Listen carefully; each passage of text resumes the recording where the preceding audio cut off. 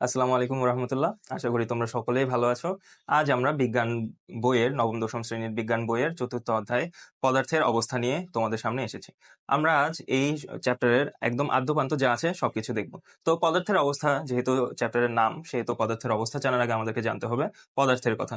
তো পদার্থ সম্পর্কে আমরা সবাই আগে থেকেই জেনে আসছি।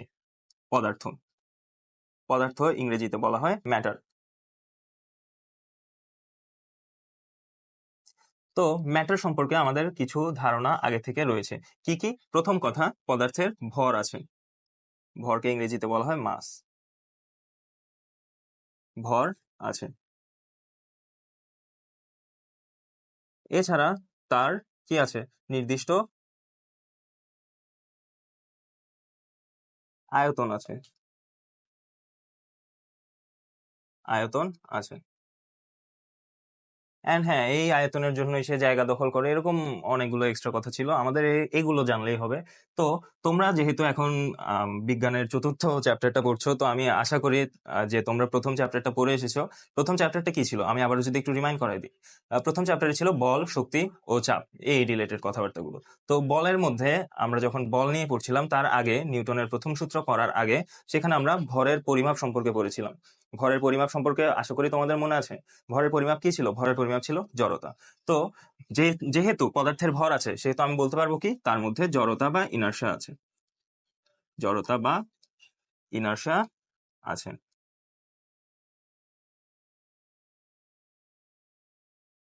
ইনার্শিয়া আছে। তো এই জড়তা বা ইনার্শিয়া কি ছিল আবারও যদি একটু রিমাইন্ড করাই, ভরের পরিমাপ। ভরের পরিমাপ। যদি ভর বেশি হতো ইনার্শিয়া বেশি, ভর কম হলে ইনার্শিয়া কম, এগুলো তোমরা অবশ্য পড়ে এসেছো, এগুলো নিয়ে আমাদের আজকের আলোচনা নয়, আমরা নেক্সট দিকে আগাই। তো যার ভর আছে সরি, যার ভর আছে, মনে করো যদি তার ভর হয় এম, মানে একটি নির্দিষ্ট ভর। মনে রাখবা তোমরা তো, তোমাদের তো এখনো রিলেটিভিটির কিছু নেই, তো এখনো পর্যন্ত ক্লাসিক্যাল ফিজিক্স যেহেতু আছে, সেখানে তোমাদের ভরটা নির্দিষ্ট ধরতে হবে। তো ভরের মধ্যে বা তার মধ্যে যদি মহাকর্ষ বল, মহাকর্ষ বল অর্থাৎ মহাকর্ষ বলের একটি রূপও যদি তুমি বলতে পারো বা বলতে চাও, অভিকর্ষ বল, অভিকর্ষ বল কাজ করে, তখন এই সম্পূর্ণ একটি রাশিকে আমি ওজন বলতে পারি। মানে আমি কি বলতে চাচ্ছি? আমি বলতে চাচ্ছি যখন কোনো পদার্থের উপর, অর্থাৎ নির্দিষ্ট ভরযুক্ত কোনো কিছুর উপর, যখন একটি মহাকর্ষ বল অথবা অভিকর্ষ বল, দুটো কিন্তু একই রকম, তোমরা জানো আশা করি, যে মহাকর্ষ বল যখন পৃথিবীর সাথে কাউন্ট করা হয় বা পৃথিবীর মহাকর্ষ বলের কথা বলা হয়, তখন তাকে আরেকটা আলাদা নামে বলা হয় বা প্রকাশ করা হয়, তার নাম কি দেয়া হয়? অভিকর্ষ বল। তো যখন এই সম্পূর্ণ রাশিটা কাজ করে বা অভিকর্ষ বলটা কাজ করে এই ভরের উপর, তখন ওর একটা আলাদা নাম হয়, সেই নামটা হলো ওজন। ওজন বা ওয়েট। এখন ওজন বা ওয়েট, দেখো আমরা জানি যে ভর নির্দিষ্ট, আয়তন নির্দিষ্ট, কিন্তু এই ওজন এটি নির্দিষ্ট নয়। আমি এখানে ব্র্যাকেটে লিখে দিই যে এই জিনিসটি নির্দিষ্ট নয়। কেন নির্দিষ্ট নয়? কারণ এই অভিকর্ষ বলটা চেঞ্জ হতে পারে। অভিকর্ষ বল চেঞ্জ হওয়া মানে অভিকর্ষজ ত্বরণ। তো আমরা কি বললাম? আমরা বললাম ওজনটা নির্দিষ্ট নয়। তো কেন নির্দিষ্ট নয়? কারণ ওজন নির্ভর করে মহাকর্ষ বল এবং ভরের উপর। ভরের উপর। এম কেটে দাও দরকার হলে, সমস্যা নেই, আমরা ভর নিয়ে কথা বলি।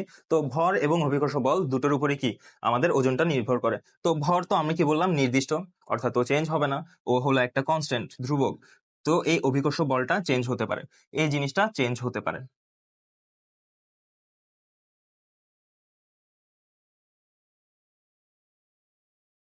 যখন তোমরা ইন ডিটেলস পড়বা, তখন জানবা যে এই জিনিসটা কিভাবে চেঞ্জ হয়, অভিকর্ষজ ত্বরণ সম্পর্কে জানবা।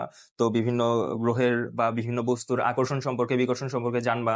তো এই জন্য আমি এটা আর বলছি না। হ্যাঁ, তো এইটা থেকে আমরা কি কি জানলাম? যে পদার্থের তিনটা ধর্ম আছে, ভর এবং আয়তন, এই দুটো নির্দিষ্ট, এবং অনির্দিষ্ট একটি ধর্ম হলো ওজন। ঠিক আছে? তো এতটুকু পর্যন্ত ছিল আমাদের পদার্থ সম্পর্কে আলোচনা। এখন পদার্থের অবস্থা যেহেতু চ্যাপ্টারের নাম, তো অবশ্যই আমাদেরকে জানতে হবে যে পদার্থ কি কি অবস্থায় থাকে, এবং এই অবস্থা ভেদেই পদার্থকে বিভাগ করা হয় বা শ্রেণী বিভাগ করা হয়। তো পদার্থের শ্রেণী বিভাগ জানার আগে আমাদেরকে জানতে হবে যে পদার্থকে কিভাবে ব্যাখ্যা করা হয়। অবশ্যই আমি কি বললাম? আমি বললাম যে পদার্থের শ্রেণী বিভাগ জানার আগে পদার্থকে ব্যাখ্যা করতে হবে, ব্যাখ্যা করতে জানতে হবে। এবং এই ব্যাখ্যা করতে যে তত্ত্বটা বা থিওরিটা ইউজ হয়, সেটা হলো কণার গতিতত্ত্ব। কণার গতিতত্ত্ব, আমরা এটা নিয়ে এখন বিস্তারিত আলোচনা করব। তো আমরা কি করলাম, এখনো পর্যন্ত আমরা পদার্থ নিয়ে হালকা একটু পড়লাম। তো পদার্থকে ব্যাখ্যা করার জন্য আমি বলেছিলাম একটি তত্ত্ব বা থিওরি আছে যার নাম হলো কণার গতিতত্ত্ব। কণার গতিতত্ত্ব, চলো ওরা এই তত্ত্বে অ্যাকচুয়ালি কি বলেছে বা বিজ্ঞানীরা কি দিয়ে এই জিনিসটাকে ব্যাখ্যা করেছেন। তারা বলেছেন যে পদার্থ কিছু ক্ষুদ্র ক্ষুদ্র কণা দ্বারা গঠিত, অ্যান্ড এই কিছু যে সব ক্ষুদ্র ক্ষুদ্র কণা দিয়ে গঠিত তাদের মধ্যে একটি বল কাজ করে। কি বললাম, এই কণাগুলোর মধ্যে, এই কণাগুলোর মধ্যে বল, কি ধরনের বল, এখন কথা হতে পারে কি ধরনের বল কাজ করবে, আকর্ষণ বল, অবশ্যই আকর্ষণ বল কাজ করে। আকর্ষণ বল কাজ করে, এই কণাগুলোর মধ্যে যে বল কাজ করে তাকে বলা হয় আন্তঃকণা আকর্ষণ বল। আন্তঃকণা আকর্ষণ বল, এই কথাটাকে আমরা একটু ভেঙে দেখি। আন্ত মানে কি? আন্ত মানে হলো দুটো জিনিসের মধ্যে, আন্ত মানে দুটো জিনিসের মধ্যে, এন্ড কণা, আন্তঃকণা। তাহলে এই টোটাল কথাটার মানে কি দাঁড়াচ্ছে? এই টোটাল কথাটার মানে দাঁড়াচ্ছে যে কণাদের মধ্যে যে বলটা কাজ করে। এখন কি ধরনের বল? আকর্ষণ বল। মানে এই কথাটার মানে হলো যে কণাদ্বয়ের মধ্যে, দুটি কণার মধ্যে যে আকর্ষণ বলটা কাজ করে সেটাই কি? আন্তঃকণা আকর্ষণ বল। এখন এখানে একটা কথা আমি বলে দিতে চাই, তোমাদের বইয়ে যেহেতু বলেছে তাই, কণা দুই রকমের হতে পারে এই ক্ষেত্রে। হ্যাঁ, একটা হতে পারে পরমাণু আর আরেকটা হতে পারে অণু। এখন কখন পরমাণু হবে কখন অণু হবে আমি আশা করি, মানে আমি এক্সপেক্ট করব তোমরা এই দুইটা জিনিস সম্পর্কে জানো। কণা দু রকমের হয়, এক পরমাণু আর একটা অণু। পরমাণু এবং অণু সম্পর্কে তোমাদের অবশ্যই ইনাফ নলেজ আছে, তাও আমি কিছু বলিনি। মনে রাখবা পরমাণু হলো মৌলিক পদার্থের ক্ষুদ্রতম একক, একক যার মধ্যে পদার্থটির,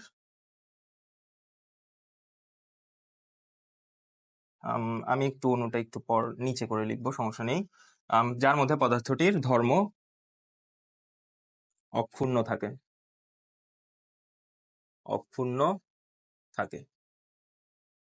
তো এখন এই কথাটা যদি আমি ভেঙে বলি, অর্থাৎ কোন একটি মৌলিক পদার্থকে আমি ভাঙতে ভাঙতে এতই ছোট একটা জায়গায় নিয়ে গেলাম যে এর থেকে ভেঙে ফেললে ওর মধ্যে ওই ধর্মটা আর থাকবে না, ও চেঞ্জ হয়ে যাবে। এখন পরমাণুকে ভাঙলে ইলেকট্রন, প্রোটন, নিউট্রন সহ অন্যান্য মৌলিক কণিকা পাওয়া যায়, এটা আমাদের আজকের বিষয় না, তাই আমি ওইদিকে আর আগাচ্ছি না।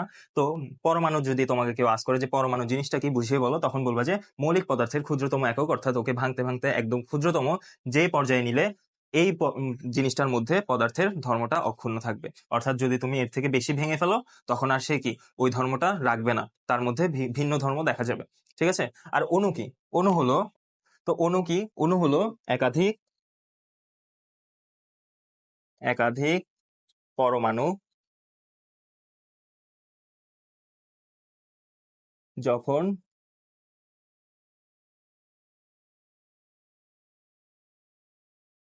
বন্ধনের মাধ্যমে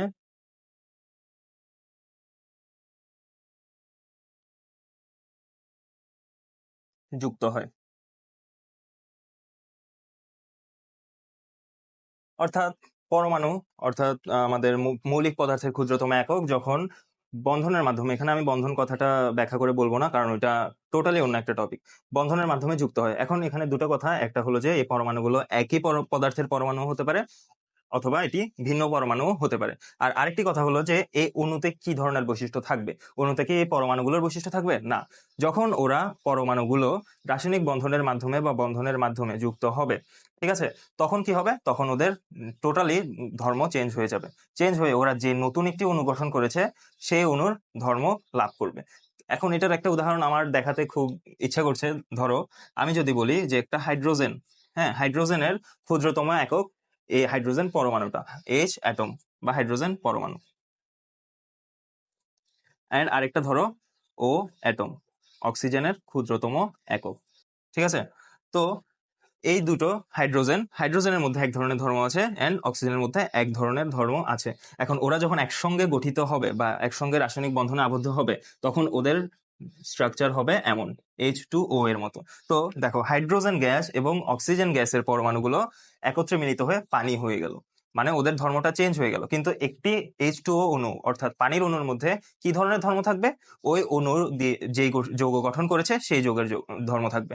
অর্থাৎ অণু যখন গঠিত হয় তখন তার মধ্যে কোন বৈশিষ্ট্য থাকে? যৌগটির বা ওই পদার্থের, নতুন পদার্থের বৈশিষ্ট্যটা থাকে। অ্যান্ড আমি একে আরেকভাবে সংজ্ঞায়িত করতে পারি যে অণু হলো কোনো যৌগের, ঠিক আছে, কি বললাম, কোনো যৌগের বা যৌগিক পদার্থের ক্ষুদ্রতম একক, যার মধ্যে তার ধর্মগুলা অক্ষুণ্ণ থাকে। ঠিক আছে, ওইভাবেও বলা যায়। তো এর মাধ্যমে আমরা দেখলাম যে আন্তঃকণা আকর্ষণ বল দুই রকমের হতে পারে। অর্থাৎ যদি সেটা পরমাণুতে কাজ করে তখন এটা হতে পারে আন্ত পারমাণবিক বল।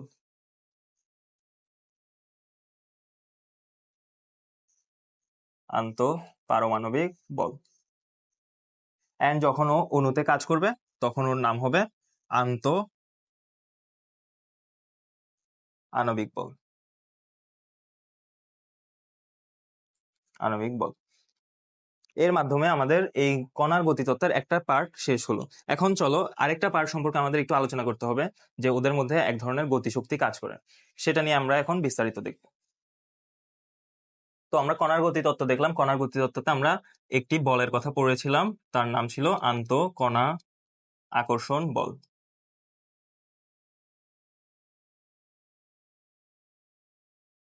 আন্তঃকণা আকর্ষণ বল, যা দুই রকমের ছিল। একটা ছিল আন্ত পারমাণবিক, যখন পরমাণুর মধ্যে কাজ করে। পারো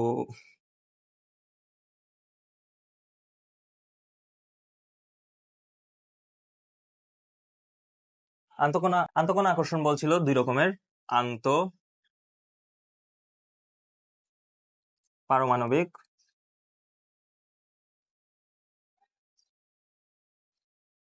আকর্ষণ বল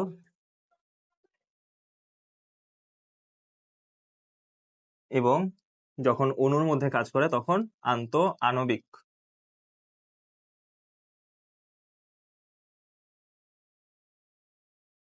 আকর্ষণ বল।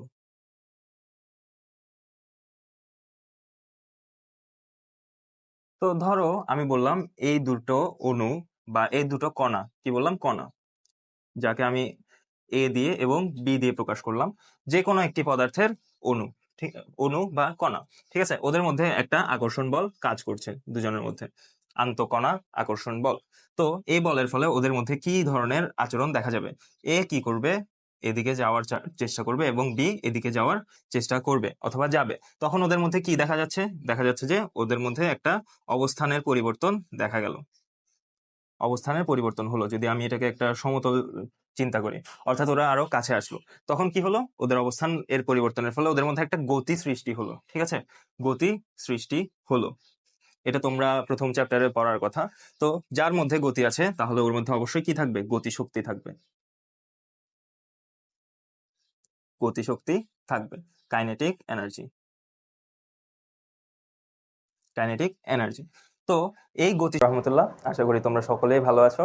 আজ আমরা বিজ্ঞান বইয়ের নবম দশম শ্রেণীর বিজ্ঞান বইয়ের চতুর্থ অধ্যায় পদার্থের অবস্থা নিয়ে তোমাদের সামনে এসেছি।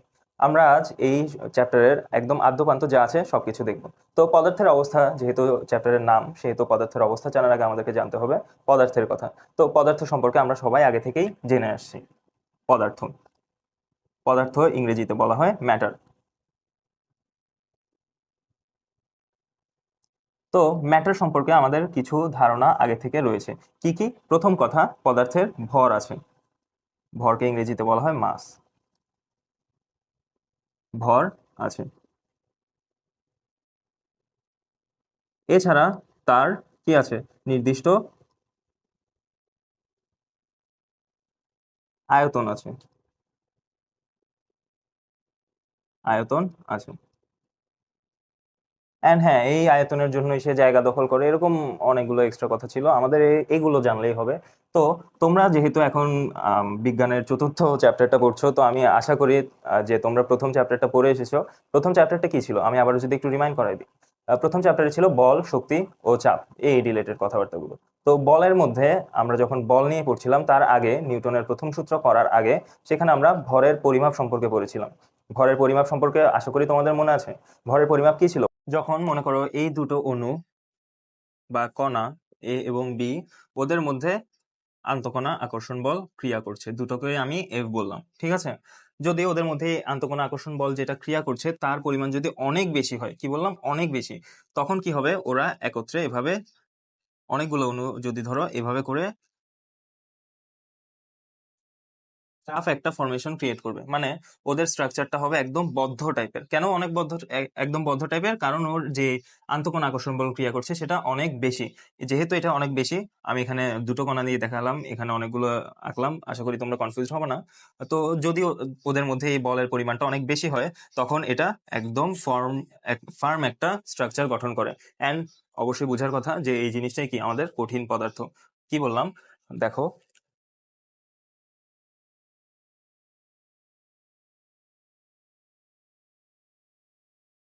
তো কি বললাম, যখন আন্তঃকণা আকর্ষণ বল অনেক বেশি হবে,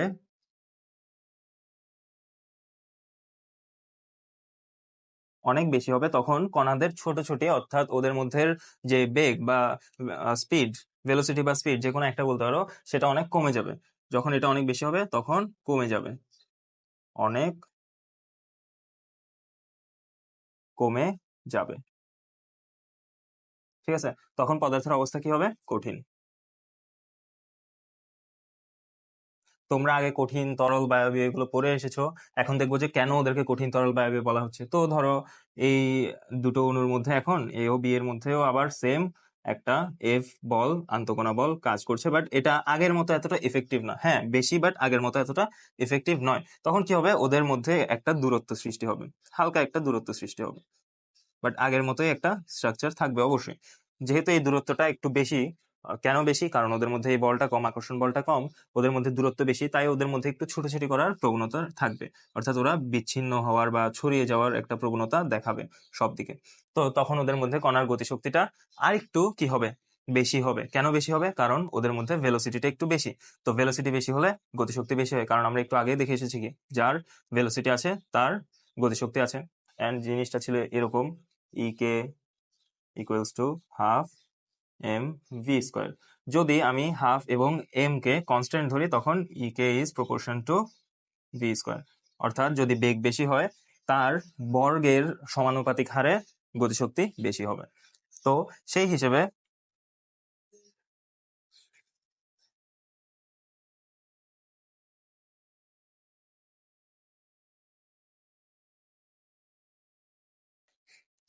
হিসেবে, যখন আন্তঃকণা আকর্ষণ বল মোটামুটি বেশি, কিন্তু তার থেকে কম হবে, তখন কণার গতিশক্তি কম থাকবে, কম থাকবে, অপেক্ষাকৃত কম, ঠিক আছে, মানে এর থেকে এতে কম, নট একদম অনেক কম, ওরকম কিছু না এখনো। তো তখন ওকে বলবো আমরা তরল। তরল, এই জিনিসটা হয় এমন একটা সলিড, ধরো এরকম। এই তরল জিনিসের কোনো আকার হয় না, আমি এভাবে অণু একে বোঝাচ্ছি, ধরো এরকম। তো আবারও যদি আসি যে দুটো কণা এ এবং বি, ওদের মধ্যে এফ বল ক্রিয়া করছে, আন্তঃকণা আকর্ষণ বল, বাট এই বলটা খুবই কম। খুবই কম মানে অপেক্ষাকৃত ওদের তুলনায় আসলে অনেক কম। তখন ওদের মধ্যে কি হবে, ওদের ছুটোছুটি করার প্রবণতাটা বেড়ে যাবে, মানে ওরা একসাথে থাকতে চাইবে না, ওরা একটা অনেক বেশি দূরত্ব অবলম্বন করবে এবং অনেক বেশি ছুটোছুটি করবে এরকম চারদিকে, ঠিক আছে। তো তখন ওদের মধ্যে কি হবে, গতিশক্তিটা অনেক বেশি হবে। কেন অনেক বেশি হবে? কারণ ওদের মধ্যে তখন বেগটাও অনেক বেশি হবে। তো এটাও একটা আমাদের পদার্থের স্টেট বা অবস্থা। তখন এই অবস্থার নাম দেওয়া হয় বায়বীয় বা গ্যাসীয়। কি বললাম, যখন আন্তঃকণা আকর্ষণ বল কম হবে, তুমি কম বা অনেক কমও লিখতে পারো, সমস্যা নেই, তখন গতিশক্তি কি হবে, বেড়ে যাবে, বেড়ে যাবে। এন্ড ওই অবস্থাটার নাম হয় বায়বীয় বা গ্যাসীয়। গ্যাসীয়। আমি এরও যেহেতু কোনো নির্দিষ্ট আকার নেই, আয়তন নেই, সেহেতু একে একটু দূরত্ব অবলম্বন করে এভাবে লিখলাম চিত্র আকারে। তো এখন তোমাদের যাদের একটু নলেজ আছে তারা জানো যে পদার্থের একটা চতুর্থ অবস্থা আছে, প্লাজমা। প্লাজমা অবস্থা। তো তুমি বলতে পারো যে এটাকে কিভাবে ব্যাখ্যা করা হয়। দেখো, পদার্থের প্লাজমা অবস্থাটা একটা বিশেষ অবস্থা, এটাকে আমি কণার গতিতত্ত্ব দিয়ে ব্যাখ্যা করতে পারবো না। সেখানে যখন আমি ব্যাখ্যা করতে যাব তখন ওখানে চার্জের কথা আসবে, তাই এই জিনিসটা এই ক্ষেত্রে কণার গতিতত্ত্ব থেকে বাদ পড়ে গেল। ঠিক আছে, আমি বলে রাখলাম যে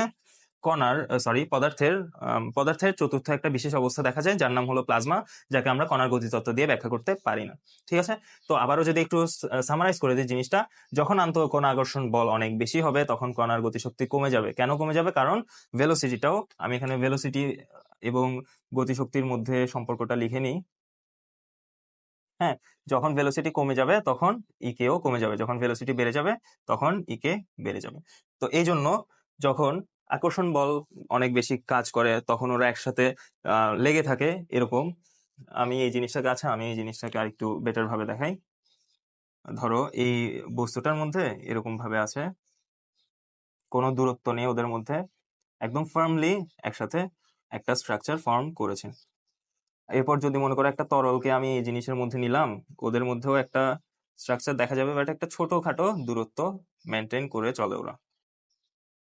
এরকম আমি একটু এঁকে নিই, এন্ড আমরা দেখতেছি কি, আমরা এখানে দেখলাম যে বায়োবিওতে এই দূরত্বটা অনেক বেশি হয়। ঠিক আছে, তো যেহেতু ওরা একসাথে এভাবে লেগে থাকে তাই ওদের মধ্যে ছুটোছুটি করার প্রবণতাটা কমে যায় এন্ড ওদের ভেলোসিটি কমে যায় এন্ড গতিশক্তি অনেক কমে যায়। এন্ড এই পদার্থের নাম দিলাম আমরা কঠিন, সলিড। ঠিক আছে, যখন আন্তঃকণা আকর্ষণ বেশি হবে, কি রকম বেশি? কম থেকে, মানে এই স্টেটটা থেকে বেশি বাট এটা থেকে কম। ঠিক আছে, কনফিউজ হও না, এটাতে অনেক বেশি, এটাতে বেশি কেন লিখেছি আমি? হ্যাঁ, বেশি কেন? কারণ এই স্টেটটা থেকে বেশি, আর এই জিনিসটাকে কমও লিখতে পারতাম আমি এখান থেকে। আচ্ছা, আমি ওইভাবেই লিখি, আসলে ওটা হয়তো বেটার হবে তোমাদের জন্য।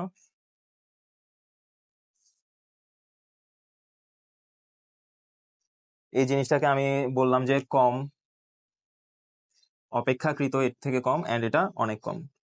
এভাবে লিখলে তোমাদের জন্য বেটার হয়।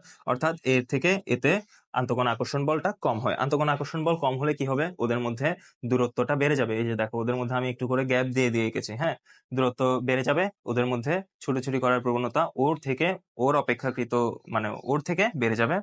তো আমি এখানে এই জিনিসটাও একটু চেঞ্জ করছি, আম সরি, বাট এটা তোমরা কনফিউজড হয়ে যেতে এই জন্য আমি আবারও চেঞ্জ করে আবার একটু ভিন্নভাবে লিখলাম আর কি। তো কি বলছিলাম, কঠিন পদার্থে আন্তঃকণা আকর্ষণ বলটা অনেক বেশি হয়। ঠিক আছে, ওর তুলনায়, কঠিনটা আশা করি বুঝছো, তো ওর তুলনায় আমি যখন তরলে আসবো তখন ওই আন্তঃকণা আকর্ষণ বলটা অপেক্ষাকৃত কম হবে।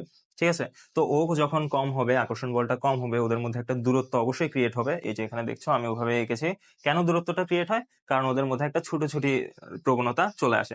মানে ছুটোছুটি প্রবণতা আমি বারবার বলছি, এই জিনিসটা কি অ্যাকচুয়ালি? এই জিনিসটা হলো ওদের মধ্যে একটা বেগ কাজ করে বা স্পিড কাজ করে, গতিও বলতে পারো। ঠিক আছে, যদি নির্দিষ্ট দিকে হয় তখন ওটাকে বেগ বলো, সমস্যা নেই। তো ওদের মধ্যে এই বেগটা বেড়ে যায়, তো বেগ বৃদ্ধি পেলে কি হবে? কণার গতিশক্তি বেড়ে যাবে ওদের তুলনায়। ঠিক আছে, বেড়ে যাবে, এন্ড এই পদার্থের অবস্থাটা হয় তখন তরল। এখন আবার যদি আমি বায়বীয়তে আসি তখন কি হয়? এই যে যেটা অনেক কম ছিল, কম ছিল, সেটা আরো কমে যায়। অর্থাৎ আন্তঃকণা আকর্ষণ বলটা অনেক বেশি কমে যায়, ওদের মধ্যে আকর্ষণ বল কম, তাহলে ওদেরকে ধরে রাখার মতো বল কম, অর্থাৎ ওরা স্ক্যাটার্ড হয়ে যাবে, ছড়িয়ে যাবে, মানে ওদের মধ্যে দূরত্বটা আরো বেড়ে যাবে। এখন কেন দূরত্ব বাড়ছে, কেন ওরা স্ক্যাটার্ড হচ্ছে? কারণ ওদের মধ্যে ভেলোসিটিটা কি হচ্ছে? অনেক বেশি বেড়ে যাচ্ছে, আর ভেলোসিটি বাড়ার সাথে সাথে গতিশক্তিটাও কি অনেক বেশি বেড়ে যাচ্ছে, এন্ড ওই জন্যই ওদেরকে গ্যাসীয় বা বায়বীয় বলতে পারছে। এখন এখানে জেনে রাখবা যে কঠিন পদার্থের, তরল পদার্থের, বায়বীয় বা গ্যাসীয় পদার্থের সবারই কি নির্দিষ্ট মাস আছে, ওই জিনিসটাকে তুমি চেঞ্জ করতে পারবা না। মনে রাখবা, কঠিন পদার্থের একটা নির্দিষ্ট আয়তন আছে, তরল পদার্থের একটা নির্দিষ্ট আয়তন আছে, আর এই দুটাকে তুমি চাপ দিলে, অর্থাৎ এর উপর যদি তুমি বল প্রয়োগ করো, চাপ কি অ্যাকচুয়ালি? চাপ তো একটা বল, নির্দিষ্ট ক্ষেত্রফলে বল। তো ওদের মধ্যে তুমি যদি বল প্রয়োগ করো, ওদের আয়তনের কোনো পরিবর্তন হবে না। ঠিক আছে, বাট বায়বীয় জিনিসটায়, অর্থাৎ বায়বীয় অবস্থায় এই গ্যাসীয় পদার্থের মাসটা যদিও আমাদের নির্দিষ্ট, বাট এখানে কি হবে? এখানে যখন তুমি চাপ প্রয়োগ করবা, ওর আয়তনটা আমি সংকোচন অর্থাৎ কমাতে পারবো, এরপর প্রসারণ অর্থাৎ বাড়াতে পারবো, বাট এই জিনিসটা ওদের ক্ষেত্রে হবে না। এরপর আরেকটা কথা আসে যে আকার। তরল পদার্থের কোনো নির্দিষ্ট আকার নেই। তুমি তরল পদার্থকে ধরো, তরল পদার্থের উদাহরণ কি হতে পারে? পানি। তুমি পানিকে যার মধ্যেই রাখবা, যে পাত্রের মধ্যে রাখবা, সে তার আকার গ্রহণ করবে, সেম অ্যাজ বায়বীয়। ঠিক আছে? যদিও এই জিনিসটার অণুগুলো অনেক ছোট হয়, এটা আমরা দেখতে পারি না, ওরা অনেক ছুটোছুটি করে। ওইটা ভিন্ন ব্যাপার, সমস্যা নেই। এখন কঠিন পদার্থের একটা উদাহরণ বলো। যেমন ইট। তুমি তো ইটকে মনে করো একটা গ্লাসে রাখলে ইট ওই শেপটা হবে না, হ্যাঁ? তো মানে কি বললাম? ওর আকারটা নির্দিষ্ট। অর্থাৎ ওর আয়তন, আকার, ভর তিনটাই নির্দিষ্ট। তরলের আয়তন এবং ভর নির্দিষ্ট, কিন্তু আকারটা ভিন্ন। সরি, আকারটা চেঞ্জ হয়। আর বায়বীয় পদার্থে কি হয়? বায়বীয় পদার্থে মাস ঠিক আছে, অর্থাৎ ভর ঠিক আছে, কিন্তু আয়তন বা আকার চেঞ্জ হয়। ঠিক আছে?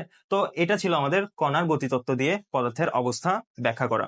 এছাড়া আমরা আরেকটা অবস্থার কথা জেনেছি, সেটা কি ছিল? সেটা ছিল প্লাজমা, যেটা আমরা বললাম কি কণার গতিতত্ত্ব দিয়ে ব্যাখ্যা করা সম্ভব নয়। তো আমরা এখন দেখলাম যে কণার গতিতত্ত্বকে ইউজ করে কিভাবে পদার্থের অবস্থা, স্টেটস অফ ম্যাটার ব্যাখ্যা করা হয়। এখন আমরা আরেকটা ভিন্ন জিনিস দেখব, সেটা হলো যে কণার গতিতত্ত্বের কিভাবে তাপের প্রভাব আছে। অর্থাৎ তাপ যদি আমরা প্রয়োগ করি তখন কণার গতিগুলো, অর্থাৎ কণার গতি অবস্থা, সরি এক্সকিউজ মি, কণার গতি অবস্থা অর্থাৎ আন্তঃকণা আকর্ষণ বল এবং গতিশক্তি চেঞ্জের ফলে কিভাবে ওই অবস্থাগুলো ইন্টারচেঞ্জ হয়। ঠিক আছে, আমরা এখন ওই টপিকটা দেখব। তো আমরা কণার গতিতত্ত্ব দিয়ে পদার্থের বিভিন্ন অবস্থা ব্যাখ্যা করেছি। তো আমি যদি এই জিনিসটাকে আবার একটু রিক্যাপ করাই, তখন কি রকম হবে? দেখো, আন্তঃকণা আকর্ষণ বল যখন অনেক বেশি ছিল, তোমরা রিমাইন্ড করো নিজেদেরকে যে কি হতো, কণার ছোটাছুটি কি হতো? অনেক কম হতো, অনেক কম হতো। তো ছোটাছুটি যখন কম, অর্থাৎ ভেলোসিটি বা স্পিড, যে কোনো একটা ভেলোসিটি বা স্পিড, যে কোনো একটা বলতে পারো। যদি আমি দিক কাউন্ট করি তখন ভেলোসিটি, অবশ্যই ভেলোসিটি বলাটা একটু বেশি অ্যাকুরেট। তো তখন ভেলোসিটি অনেক কম হলে গতিশক্তি অনেক কি হবে? কম হবে, অবশ্যই অনেক কম হবে। কেন অনেক কম হবে? কারণ এই গতিশক্তি, kinetic energy was proportion to V square. এটা কিভাবে আসছে আমরা দেখছি।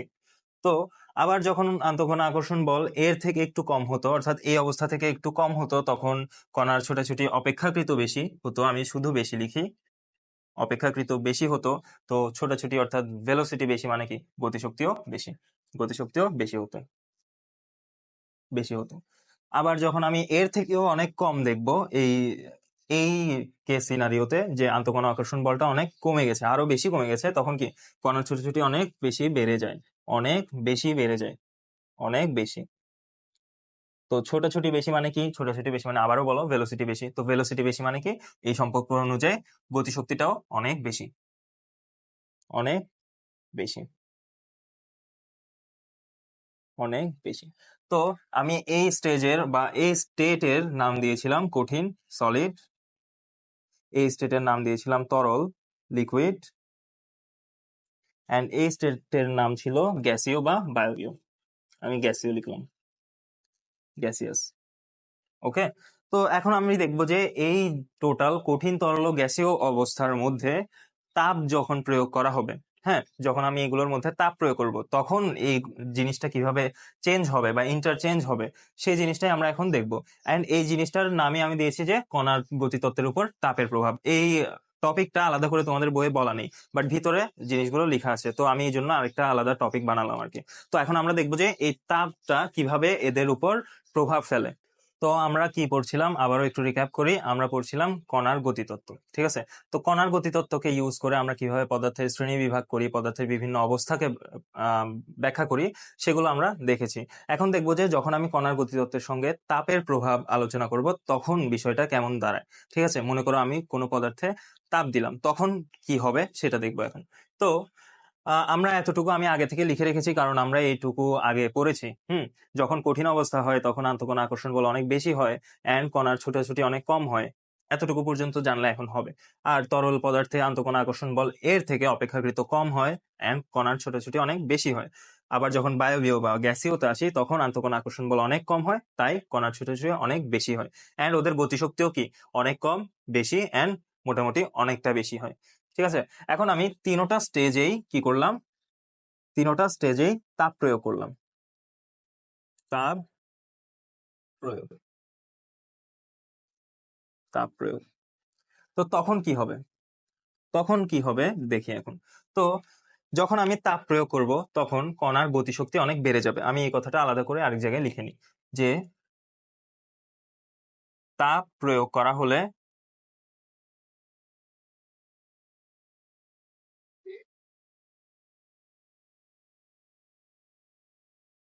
গতিশক্তি, অর্থাৎ কণার গতিশক্তি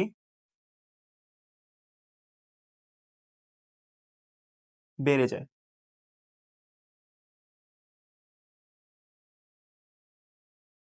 সরি, বেড়ে যায়।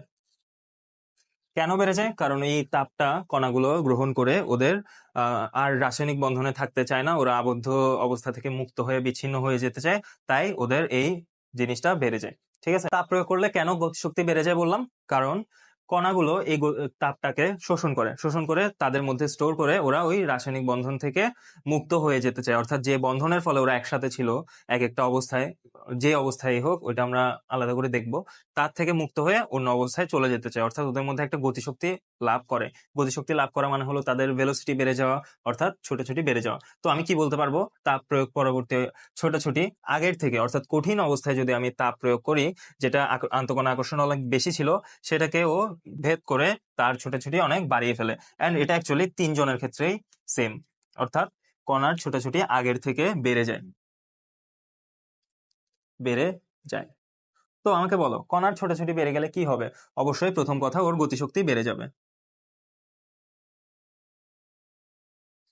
গতিশক্তি বেড়ে যাবে, বেড়ে গেল। তো কণার গতিশক্তি বেড়ে গেলে কি হবে? তখন কি আর আগের মতো আন্তঃকণা আকর্ষণ বল ওদেরকে ধরে রাখতে পারবে? তোমরা নিজেরা একটু ভেবে বলো। অবশ্যই পারবে না। কেন পারবে না? কারণ ওদের মধ্যে এখন শক্তিটা আগের মতো নাই, আগের থেকে অনেক বেশি হয়ে গেছে। তাই ওদেরকে ধরে রাখার জন্য আন্তঃকণা আকর্ষণ বলটাকে অনেক বেশি হতে হবে, যেটা এখন আমরা বাড়াইনি। সো গতিশক্তি অনেক বেশি, আন্তঃকণা আকর্ষণ বল, আমি এখানে আন্তঃকণা আকর্ষণ বলটা লিখি, বা আন্তঃকণা বল আগের মতো, আগের মতো।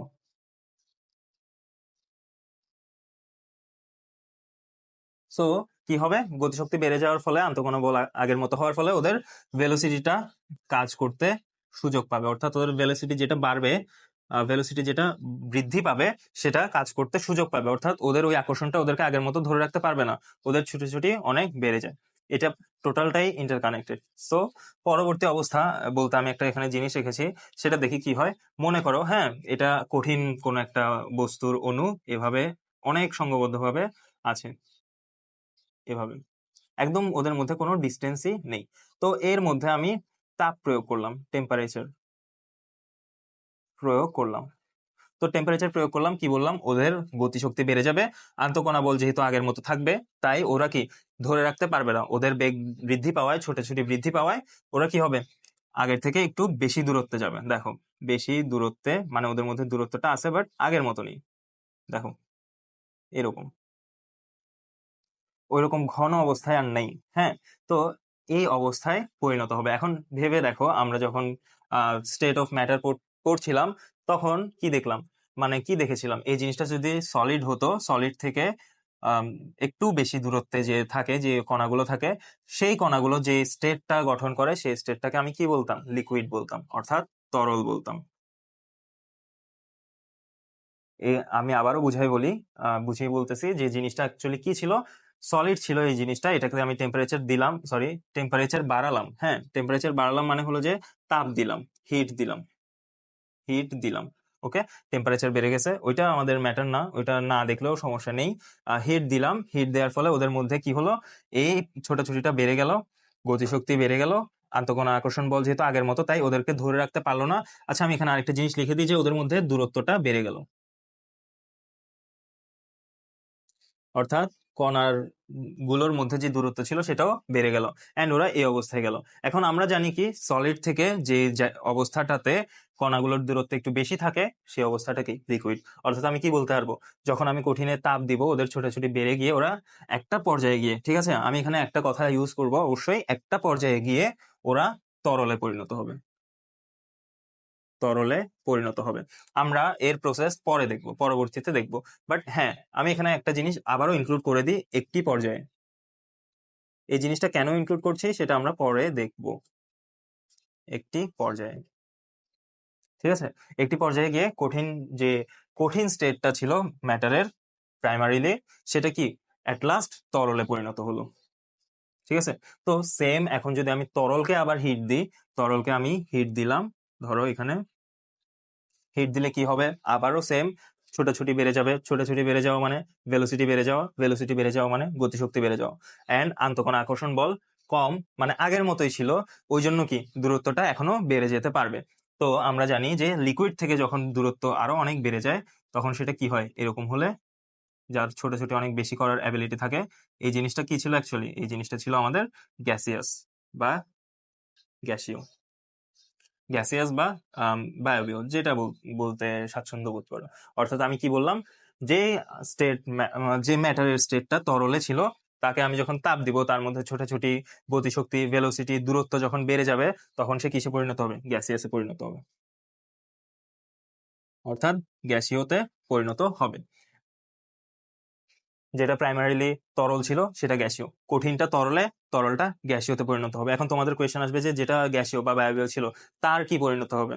এটা অ্যাকচুয়ালি তোমাদের সিলেবাস বহির্ভূত, অ্যান্ড আমি এই ক্ষেত্রে এই জিনিসটা তোমাদেরকে দেখাবো না। এই জিনিসটা তোমাদের প্রয়োজন নেই, আমি তোমাদের বইয়ে দেখেছি যে জিনিসটা ইনক্লুড করেনি, সো এটা মনে করো কিছু নেই। ঠিক আছে, যখন তোমরা উপরের ক্লাসে যাবা তখন দেখবা। তো এতটুকুই ছিল আমাদের কণার গতিতত্ত্বের উপর তাপের প্রভাব। আমি আবারও যদি একটু রিক্যাপ করি, কিরকম ছিল জিনিসটা। কঠিন পদার্থে, এই জিনিসগুলো এখন বাদ দাও, কঠিন পদার্থে তাপ প্রয়োগ করলাম, এই যে তাপ প্রয়োগ করলাম, ওদের মধ্যে ছোটাছুটিটা বেড়ে যায়, গতিশক্তি বেড়ে যায়, ভেলোসিটি বেড়ে যায়। এখন ভেলোসিটি বেড়ে যাওয়া মানে কি, আন্তঃকণা আকর্ষণ বল আগের মতো ওকে ধরে রাখতে পারছে না, রাইট? দ্যাটস ওয়াই ওর মধ্যে দূরত্বটা বেড়ে গেছে। এই ভেলোসিটি বাড়া মানে কিন্তু আবার গতিশক্তিও বাড়া, ঠিক আছে? জিনিসটা আমি উপরে লিখে রাখছিলাম যে গতিশক্তি যখন বেড়ে যাবে, ওরা আগের মতো ধরে রাখতে পারবে না আন্তঃকণা আকর্ষণ বল দিয়ে, তখন কি হবে? দূরত্বটা বেড়ে যাবে। আলটিমেটলি দূরত্ব বেড়ে যাওয়ার ফলে এই জিনিসটা একটা পর্যায়ে গিয়ে তরলে পরিণত হবে। এন্ড সেম, যখন আমি তরলকে হিট দিব তখনও একটা পর্যায়ে গিয়ে এই সব ক্রাইটেরিয়া মেনটেন করে গ্যাসীয়তে পরিণত হবে। তো এতটুকুই ছিল আমাদের কণার গতিতত্ত্বের উপর তাপের প্রভাব। আজ আমরা কি কি দেখলাম যদি আবার একটু রিক্যাপ করি, আমরা ফার্স্টে পদার্থ দেখেছি, পদার্থের উপর কণার গতিতত্ত্বের প্রয়োগ দেখেছি, কিভাবে একে আমরা বিভিন্ন অবস্থায় ভাগ করেছি। এখানে একটা বিশেষ অবস্থা, প্লাজমা অবস্থার কথা পড়েছিলাম, যেটা সম্পর্কে আমরা বিস্তারিত দেখিনি কারণ আমাদের লাগবে না। দেন আমরা কি করলাম? দেন আমরা দেখলাম কণার গতিতত্ত্বের উপর তাপের প্রভাব, অ্যান্ড এটার মাধ্যমেই আজকের ক্লাসটা শেষ হলো। এই ক্লাসের পড়াগুলো আশা করি তোমরা বুঝবে। যদি কিছু তোমাদের বুঝে না থাকো তোমরা, তখন জানাতে পারবে আমাদেরকে এই ভিডিওর কমেন্টে, অথবা আমাদের একটি ফেসবুক ডিসকাশন গ্রুপ আছে, যেটা চাইলে তোমরা অ্যাড হয়ে যেতে পারো। আশা করি তোমরা সকলে ভালো থাকবে। দেখা হবে নেক্সট পর্বে। আমরা এই চ্যাপ্টারের শেষ করব ওই পর্বে। আসসালামু আলাইকুম।